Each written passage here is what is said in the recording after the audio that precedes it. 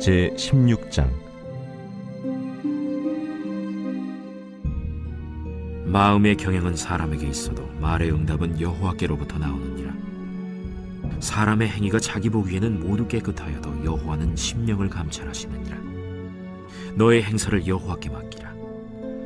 그리하면 내가 경영하는 것이 이루어지리라. 여호와께서 온갖 것을 그 쓰임에 적당하게 지으셨나니 악인도 악한 날에 적당하게 하셨느니라. 무릇 마음이 교만한 자를 여호와께서 미워하시나니 피차 손을 잡을지라도 벌을 면하지 못하리라.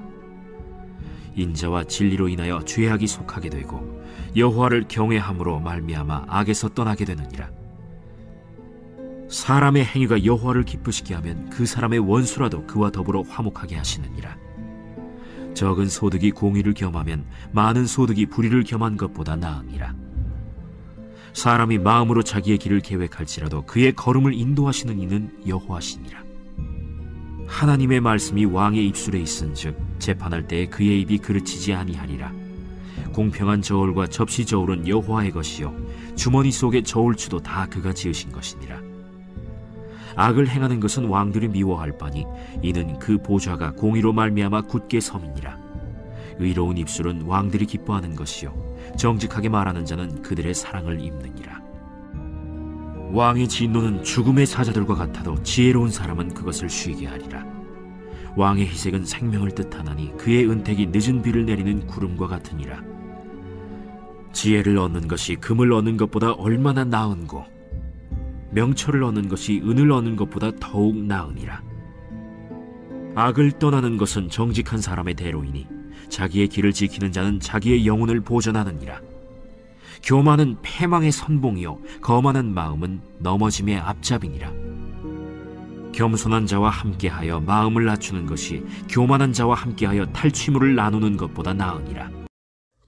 세상의 모든 일의 주권이 하나님께 있습니다. 그래서 사람이 자신의 어떤 계획을 세울지라도 그 일의 성패는 온전히 하나님께 달려있는 것이죠. 왜냐하면 하나님이 주권자시기 때문에 그렇습니다. 우리 삶에 대한 주권을 가지신 분이 하나님이시고요. 이것을 빨리 깨닫는 게 바로 지혜로운 사람입니다. 지혜로운 사람은 하나님의 주권을 인정하기 때문에 그분께 기도하게 되는 것이죠.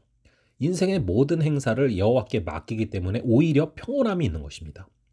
2절에 보시면 사람의 행위가 자기 눈에는 깨끗해 보이지만 심령을 감찰하시는 여호와께는 그렇지 않을 수 있다라는 겁니다. 하나님은 우리의 속마음까지 꿰뚫어 보시기 때문입니다. 그래서 하나님은 완전한 주권자가 되실 수 있는 유일한 분이시다라고 말씀할 수 있는 것이죠. 이 사람은 사람을 속일 수 있지만 하나님을 속일 수는 없습니다. 심령을 감찰하고 꿰뚫어 보시는 하나님은 결코 속지 않으십니다. 낙심될 일을 당했을 때 마음속까지 꿰뚫어 보시며 공정하게 판단하시는 하나님께 기도하며 나아갈 수 있기를 바랍니다. 3절에 보시면 일을 이루는 가장 좋은 방법은 하나님께 맡기는 것입니다. 모든 일의 최종적인 권한은 하나님께 있다라는 것이죠. 내 손으로 일을 이루려고 하면은 내 힘으로만 하는 것이죠. 하지만 하나님께 맡기면 하나님의 힘으로 일이 이루어지는 것입니다. 그래서 우리가 일할 때는 우리가 일하는 걸로 끝나지만 우리가 기도할 때는 하나님이 일하시는 거 아닙니까? 하나님은 못 이루실 일이 없는 분이십니다. 이 모세의 부모는 더 이상 모세를 키울 수 없는 상황에 이르게 되자 그를 하나님께 맡겼습니다. 인생의 참 주인이신 하나님께서 이제 하나님께 모세를 맡기자 하나님이 그를 위해서 일하셨고 어머니의 품으로 안전하게 보내주신 것이죠. 모든 일의 주관자이신 하나님께 일을 맡기는 것이 궁극적인 지혜라는 것입니다. 사람의 계획과 하나님의 주권의 관계는 명확합니다. 사람이 자신의 길을 계획할 수는 있겠지만 그 걸음을 인도하시는 분은 하나님이시다라는 것이 9절에 나오는 내용입니다. 그래서 성도는 하나님의 주권 안에서 자신의 인생을 해석할 수 있어야 되는 것이죠. 요셉은 하나님의 주권 안에서 자신의 인생을 해석했습니다. 그래서 형들이 자신을 애굽으로 판 게 아니라 하나님이 형들을 통해서 보내셨다라고 고백할 수 있었습니다. 하나님의 인도하심을 믿는 사람은 삶의 주권자 되시는 하나님을 신뢰하게 되고 모든 고난을 해석할 수 있는 안경이 생기는 것입니다.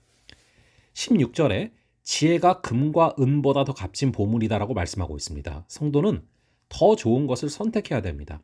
그래서 우리의 마음을 물질이 아니라 하나님의 말씀에 두어야 되는 것이죠. 지혜는 하나님이 주시는 선물입니다. 말씀을 사랑하는 자가 이 선물을 받기에 합당한 것이죠.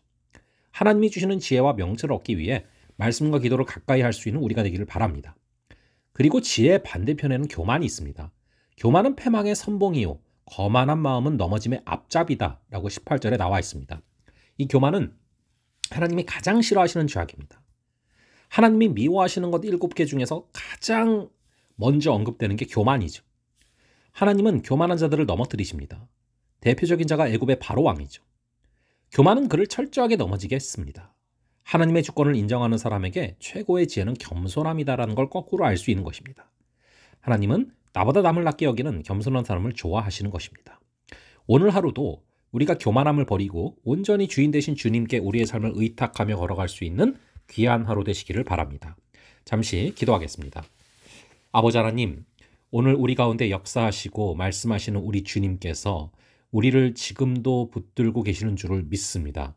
그 주님께 우리의 삶을 오늘 하루를 맡기게 하여 주시고 우리가 교만을 버리고 온전히 하나님께 의지하며 하나님께서 우리의 발걸음을 인도하시는 분임을 고백하며 걸어가게 하여 주시옵소서. 감사드리고 이 모든 말씀을 주 예수 그리스도의 이름으로 기도합니다. 아멘. 그럼 또 다음번에 뵙도록 하겠습니다.